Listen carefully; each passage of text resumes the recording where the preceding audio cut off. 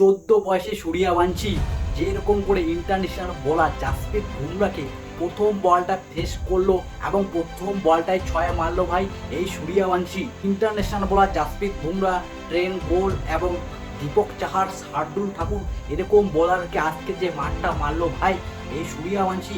আজকে মাত্র 14 বল খেলেছে এবং 39 রান করেছে এই সূর্যবংশী। লাগভাগ 300 স্ট্রাইক ব্যাটিং করেছে ভাই। কি আর বলবো, অদ্ভুত। মাত্র 15 বয়স এই সূর্যবংশীর বয়স। যেরকম করে আজকে জাসপ্রীত বুমরা বড় বড় বোলারকে যেরকম করে পেশ করলো ভাই, আমার মনে হয় সূর্যবংশী কিন্তু রেডি হয়ে গেছে ইন্টারন্যাশনাল খেলার জন্য। এরকম করে লম্বা লম্বা সিক্স মারতেছে। মাত্র 14টা বল খেলেছে কিন্তু ভাই 6 মেরেছে 5টা এবং একটা 4 মেরেছে। আজকে বৃষ্টির কারণে 11 ওভার করে খেলানো হবে।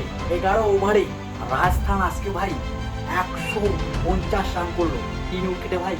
কি আজকে খেলা খেলেছে এই রাজস্থান কি এবং জয়সওয়াল ওপেনিং করতে এসে লাস্ট পর্যন্ত ফিনিশ করে গিয়েছে ভাই এই জয়সওয়াল। 32 বলে 77 রান করেছে ভাই এই জয়সওয়াল। 240 স্ট্রাইকে ব্যাটিং করেছে ভাই এই জয়সওয়াল।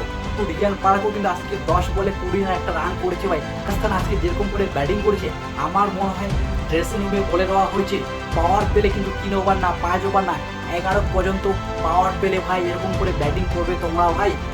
এরকম করে মনে হয় বলা হয়েছে ড্রেসিং রুমে। যেরকম করে আজকে ব্যাটিং করলো ভাই, রাজস্থান এক ব্যাপক ব্যাটিং করলো আজকে ভাই। জাসপ্রীত বুমরা ইন্টারন্যাশনাল বলার 3 ওভারে 32 রান দিয়েছে। তোমরা তাহলে ভাবো কিরকম মাঠটা মেরেছে ভাই। এবং দীপক চাহারকে আজকে যে মাঠটা মেরেছে ভাই, 1 ওভারে 22 রান করেছে। এবং ট্রেন্ট বোল্ট সেও কিন্তু আজকে বিশাল বড় একটা ওভার দিয়ে 1 ওভারে 22 রান দিয়েছে। তাহলে কিরকম করে জিতবে ভাই এই মুম্বাইকে যদি এই ম্যাচটা জিততে হয় তাহলে রোহিত শর্মাকে চলতে লাগবে এবং সূর্যকুমারকে চলতে লাগবে। তাহলেই কিন্তু মুম্বাই এই রানটা চেস করতে পারে। তোমাদের মনে হয় কি এই রানটা কি চেস করতে পারবে মুম্বাই?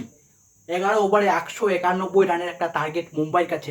আমার মনে হয় মুম্বাই যদি এই ম্যাচটা জিতে তাহলে রোহিত শর্মা, সূর্যকুমার যাদব এবং হার্দিক পান্ডে এই 3টা প্লেয়ার যদি আজকে চলে ভাই তাহলেই কিন্তু আজকে মুম্বাই ইন্ডিয়ান এই ম্যাচটা জিতবে কনফার্ম।